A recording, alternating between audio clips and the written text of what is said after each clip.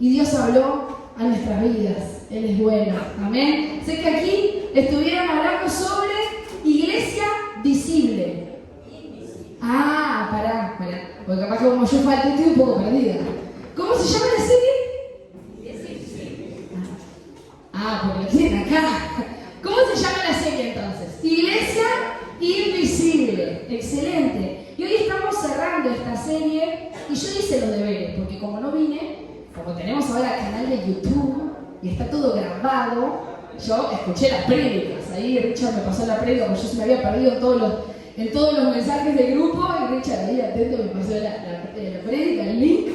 Y estuve recopilando un poquito y para hacer el cierre quiero recordarles lo que se habló en estas anteriores reuniones. En primer lugar, el primer fin de semana Joel habló sobre la eclesia y el significado de iglesia.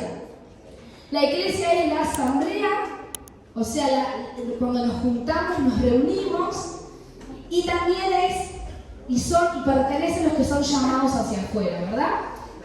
Luego, el segundo domingo, el pastor Edgar estuvo compartiendo sobre que somos propiedad de Cristo, de Jesús. Como iglesia invisible somos propiedad de Jesús. Y el domingo anterior, ahora el que pasó, Joel estuvo hablando sobre que somos limpios por su gracia y misericordia, somos una iglesia sin arrugas y sin manchas. Pero eso no es porque nosotros lo logremos, sino que es por obra de Jesús. ¿Amén? ¿Estamos todos en la misma página? Muy bien. Hoy quiero que podamos compartir y meternos un poquito a lo que es la visión de Jesús con respecto a lo que es la iglesia invisible. La iglesia invisible, yo me anoté aquí, la iglesia invisible no es un edificio, porque claramente acá el edificio lo vemos, con colores, con un montón de cosas. La iglesia invisible es un pueblo, un remanente, fiel que vive de acuerdo con el Evangelio de Cristo, aguardando con esperanza su retorno. Lo voy a leer otra vez, por las dudas, porque yo me leeré un poquito. La iglesia invisible no es un... Están dormidos. Vamos a hacer lo siguiente. Pónganse de pie. Vamos a hacer lo siguiente. Pónganse de pie. Ahí vamos a hacer un poquito de movimiento. Ahí está. No tengo ninguna profe acá de gimnasia ni nada, ¿no? Ahí. A la de teatro que hace ahí cosas ahí, Nati sabe. Pero capaz que ¿qué hacemos? Levantamos las manos para despertarnos. Levantamos las manos todos arriba. A ver si podemos. Perfecto. Abajo, a los pies. Excelente. Arriba, pegamos un grito.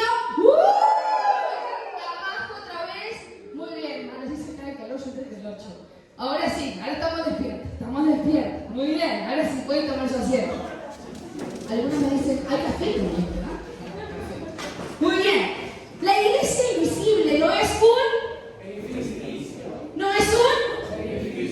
perfecto, sino que es un pueblo, un remanente fiel que vive de acuerdo con el Evangelio de Cristo, aguardando con esperanza ¿su qué? ¿Qué espera la iglesia hoy?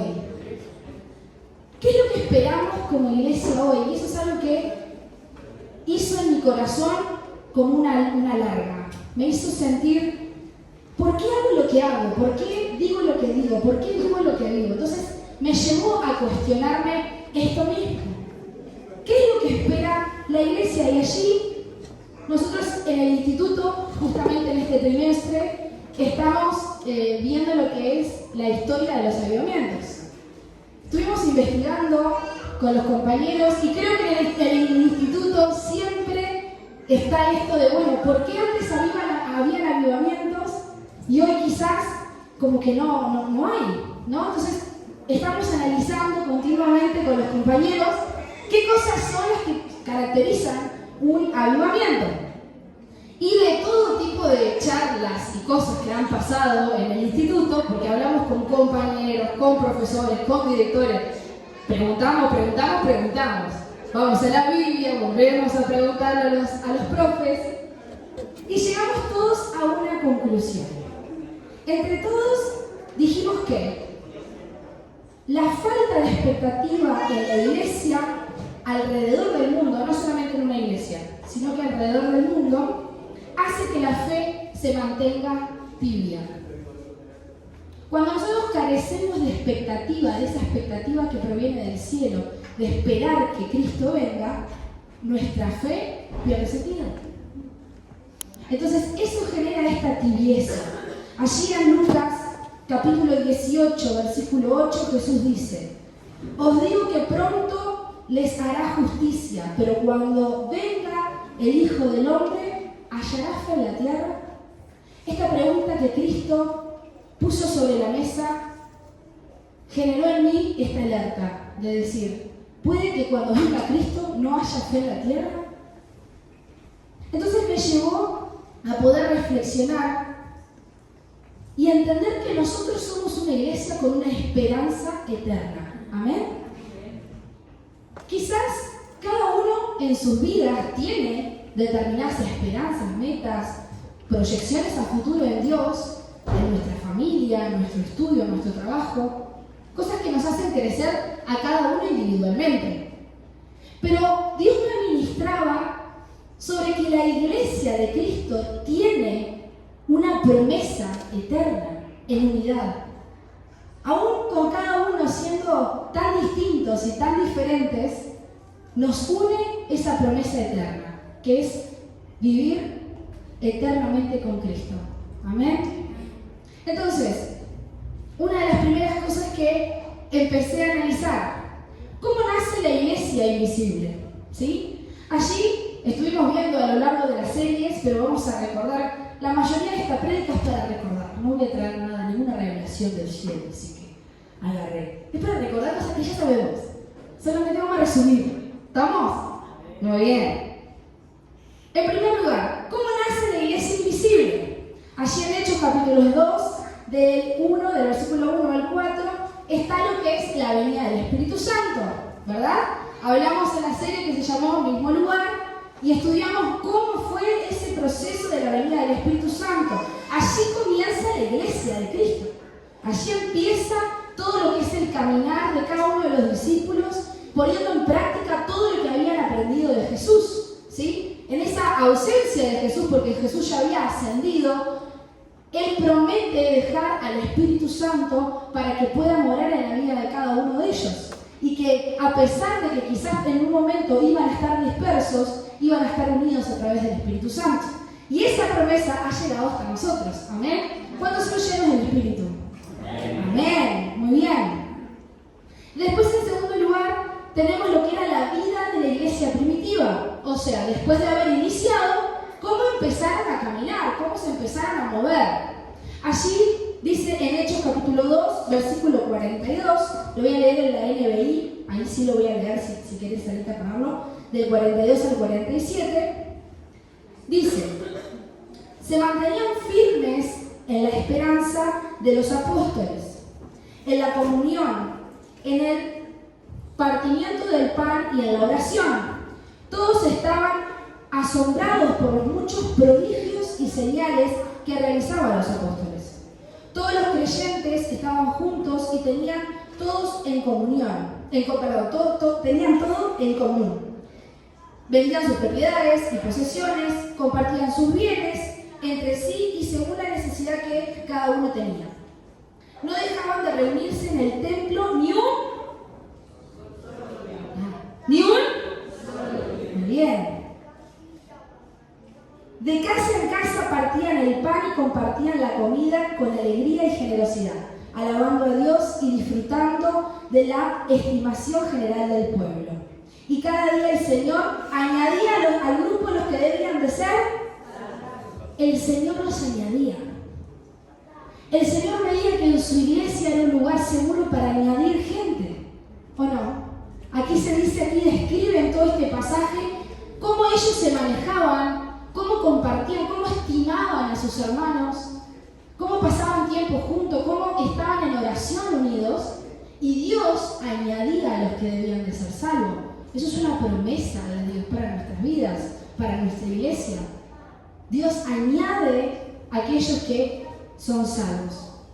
Más adelante dice, en Hechos capítulo 4, versículo 32, estaban en unidad y generosidad en la iglesia.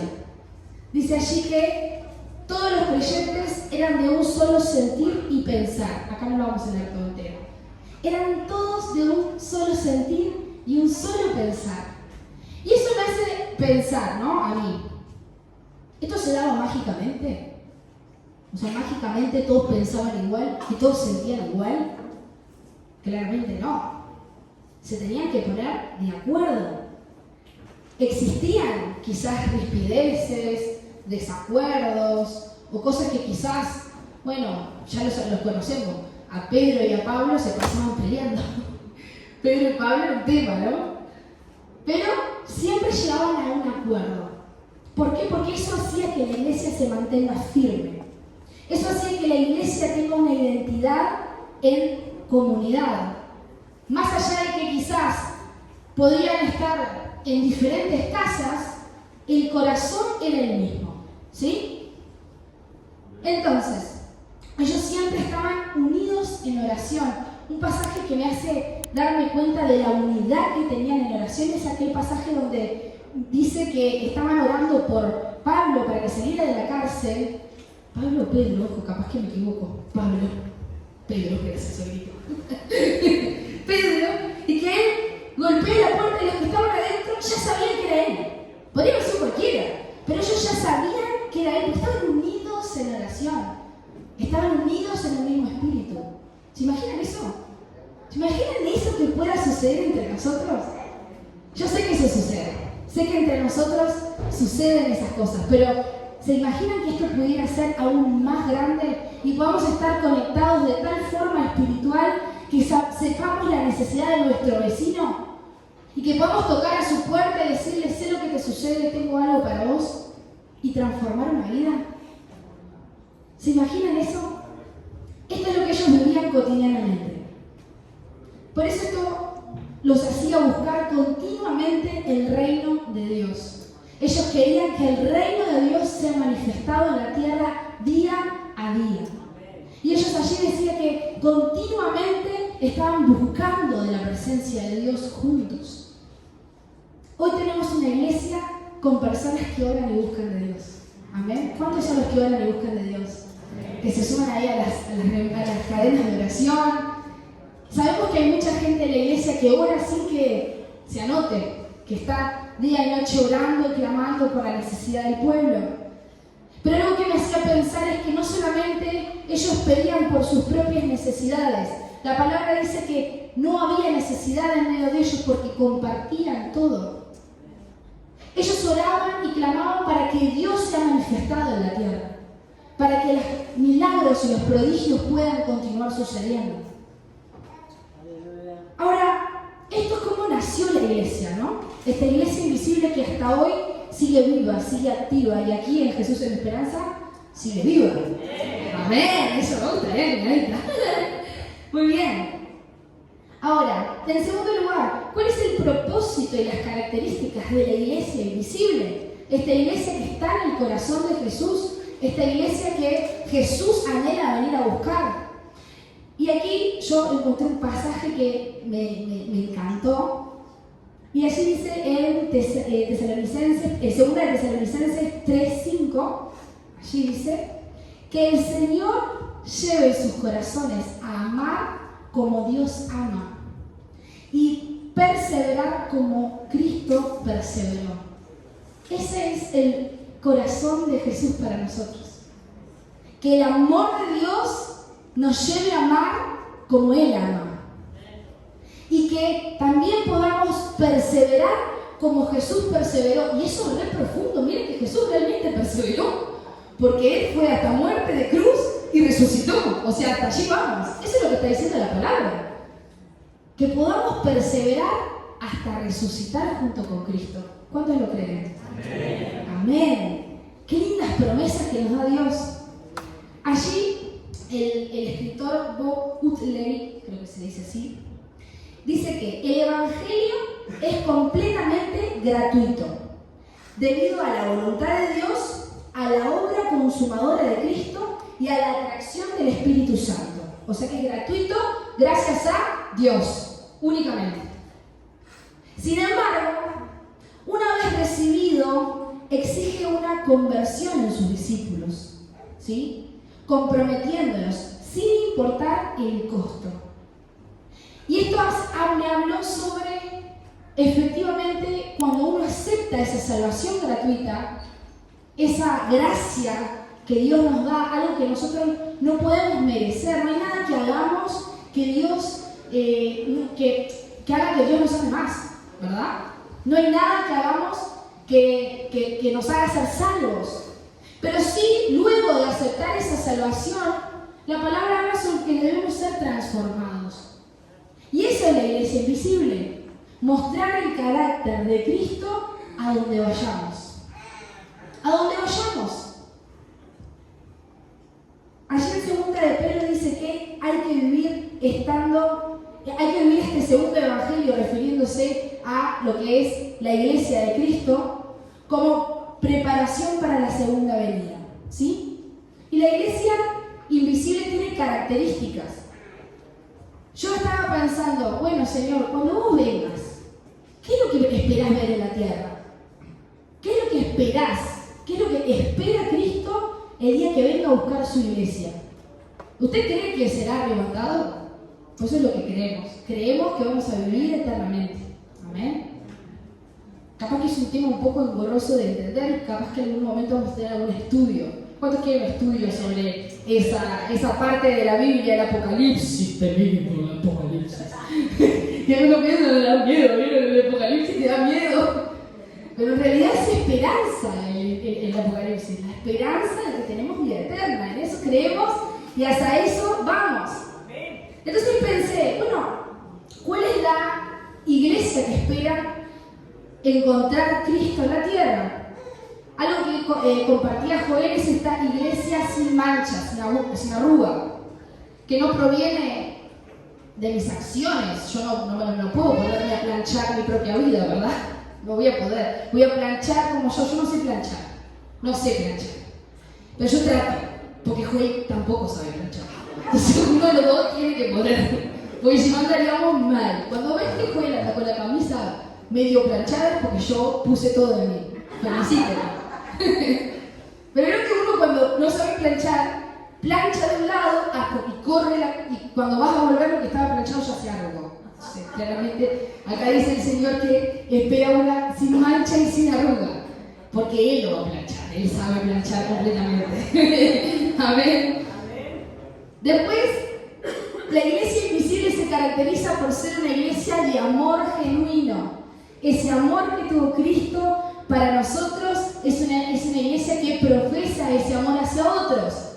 Así que si en algún momento estás un poco complicado con algún hermano, algún familiar, alguna vez te tiene ahí que te da ganas de...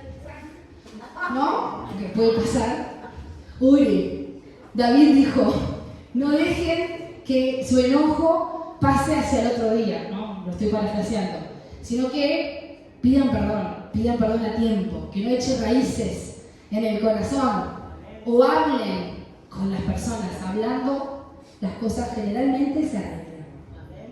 Amor genuino, amor que habla hacia los demás, esa esperanza de Jesús, que nos hace ser iguales a Él. Otra característica es la obediencia a la palabra de Dios. Y acá estamos complicados, porque hay dos factores difíciles. Uno, ser obediente. Está complicado, ahí nos lleva trabajo ser obediente y creo que a más de uno nos ha pasado de que estamos medio rebeldes ahí, entonces nos complica ser obediente. Y en segundo lugar, conocer la palabra de Dios. Porque yo puedo ser re obediente, pero si no conozco lo que dice la Biblia, ¿qué estoy haciendo? Entonces ahí me lleva un poquito de trabajo. Pero lo lindo de esto es que esta iglesia que vive conforme a los mandatos de Dios, reflejando su voluntad, es una vida llena de felicidad. Cada vez que nosotros podemos ser obedientes y nos alimentamos de la palabra de Dios, la felicidad de Dios, esa alegría, ese gozo invade nuestra vida, a pesar de las dificultades. Y hermanos, sé que más de uno de ustedes ha vivido situaciones súper adversas, pero como dice esta canción que cantábamos al principio, que me encanta, ¿no? Que estamos atribulados, pero no me sé la letra yo, ¿no? ¿Cómo dice? Perseguidos, cuñada, más no desesperado, pues yo sí leo el pasaje, pero yo quería referirme a la canción. Entonces, estamos pasando situaciones difíciles, pero no estamos desesperados, dice la Biblia.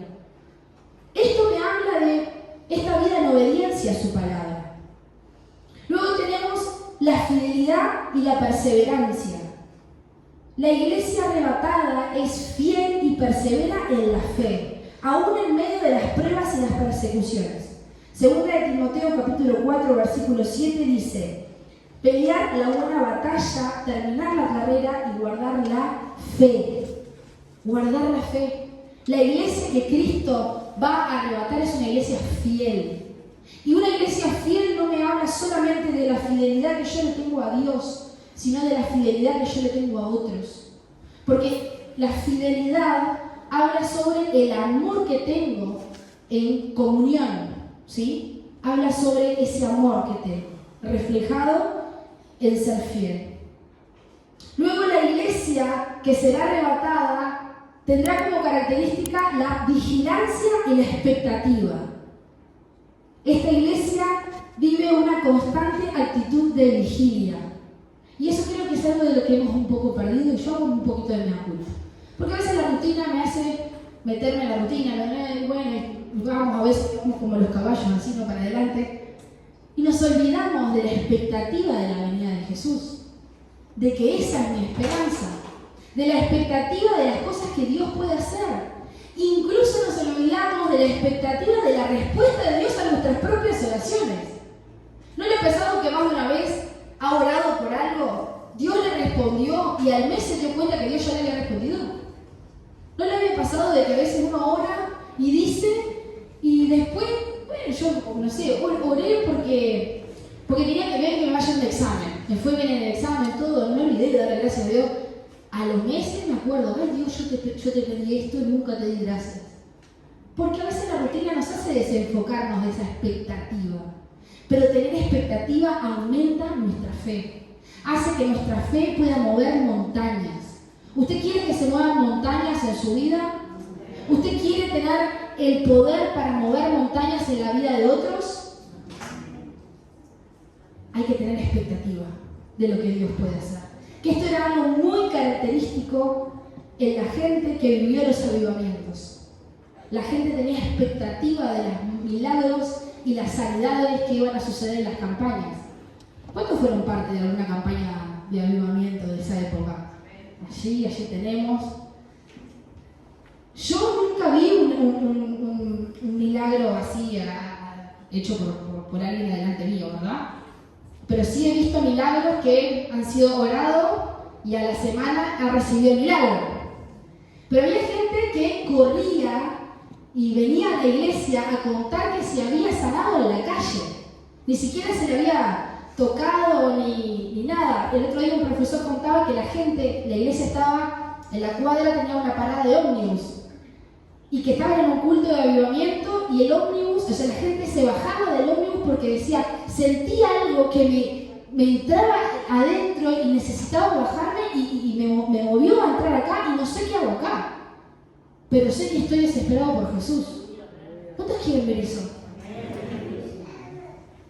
Eso habla sobre la vigilia y la expectativa. Dios quiere que haya un avivamiento en el Uruguay. Dios quiere que las familias y las vidas sean transformadas en nuestra generación. Yo lo creo. Y después, en los tres últimos puntos, características de la iglesia, tenemos tres cosas que ya hemos hablado, pero que les quiero mencionar. Una son los frutos del Espíritu. Una iglesia que será arrebatada tiene los frutos del Espíritu a flor de piel, mostrando todo ahí, hablando con la gente, mostrándolo con el vecino, con el amigo, también llenándose uno de los frutos, alimentándose de la palabra de Dios. En penúltimo lugar tenemos la unidad en Cristo, somos una iglesia unida, ya lo habíamos mencionado. Y por último lugar, el compromiso con la gran comisión. Una iglesia que será arrebatada es una iglesia comprometida con predicar el Evangelio. Sé que no es capaz que una felicidad lo que le estoy diciendo, pero hay que predicar el Evangelio. Y eso es una iglesia que será arrebatada. Queremos ser arrebatados por el Señor. Yo quiero estar pronta, quiero estar firme, quiero estar allí con lo que el corazón de Jesús quiere, porque Él transformó mi vida. Yo quiero estar a la altura de lo que Él hizo por mí. Sé que mi salvación no depende de lo que yo haga, pero lo que esté a mi mano hacer, voy a hacer para ser como Él, para predicar y que otros puedan recibir esa bendición de Dios. Amén. Y esta es nuestra esperanza. Le voy a pedir al grupo de alabanza que pueda estar pasando. Y ya estamos terminando. Esta es nuestra esperanza. La esperanza de que un día estaremos junto a Jesús para siempre. Que ya no va a ser tener que prepararme para el culto, o sea, dormir la siesta, venir al culto, o sea, prepararme para el culto y todo. No, vamos a estar todo el tiempo con el Señor Jesús. Y la expectativa de esto nos da disfrute hoy en día. Yo te invito a que puedas disfrutar de esa expectativa de lo que Dios puede hacer. Allí la palabra dice, no esperamos según, nosotros esperamos según sus promesas, cielos nuevos y tierra nueva, en las cuales mora la justicia. En otro pasaje dice, también por medio de Él y mediante la fe tenemos acceso a esta gracia en la cual nos mantenemos firmes. Así que nos regocijamos en la esperanza de alcanzar la gloria de Dios. Y por último quiero decirte que una iglesia invisible es atravesada por la cultura de Jesús. Es atravesada por todo aquello que hace Cristo. Saben que la iglesia es el reflejo de Jesús. La iglesia es el reflejo de Jesús. Allí los ministerios son el reflejo de cómo Jesús servía. Los frutos que el Espíritu Santo pone en nosotros son el reflejo del carácter de Jesús. Aún la oración del Padre Nuestro que nos deja Cristo en la palabra refleja la intimidad que tenía Jesús con el Padre. Así que las oraciones que nosotros hacemos reflejan la intimidad que Jesús tenía con Dios. Agárrate de lo que te pertenece por gracia. No te dejes vencer. Como decía hoy la pastora Eloísa, el enemigo quiere quitarte la fe, el enemigo quiere quitarte las ganas, el enemigo quiere quitarte la expectativa. Vivimos en tiempos difíciles, donde hay muchas cosas que se llegan a nuestra mente: desánimo, ansiedad, estrés, problemas. Pero nuestra esperanza no está puesta en el milagro que puede suceder. Nuestra esperanza está puesta en el Dios del milagro. Hermanos, esta vida eterna es para cada uno de nosotros. Y a eso fuiste llamado, a ser hijo, a ser hija. Si pasaron cosas en tu vida que te hicieron pensar que esto no era para vos, quiero decir que eso es del enemigo. Porque Cristo murió para que todos podamos ser salvos, para que todos podamos ser libres. Está en ti creer esto que Dios puso, creer esta promesa que Dios puso para vos. Ponete de pie.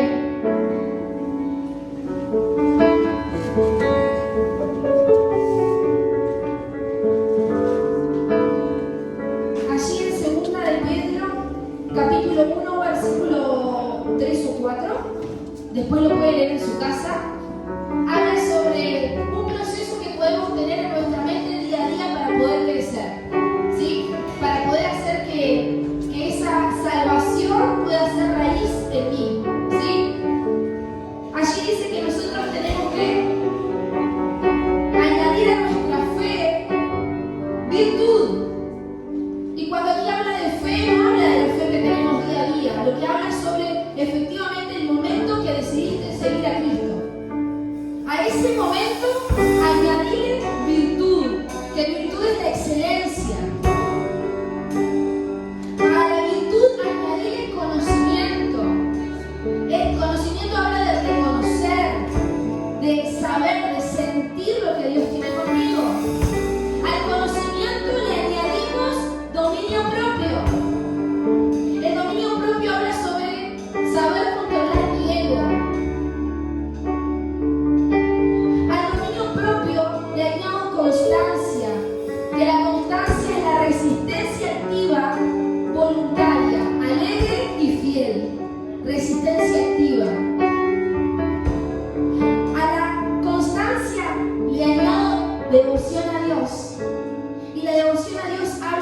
estilo de vida atravesado por Jesús.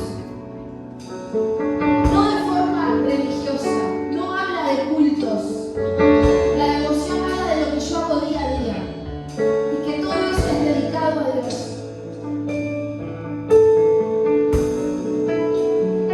Y luego de todo esto, lo que termina diciendo este pasaje es que a la devoción le vamos a añadir afecto fraternal y amor.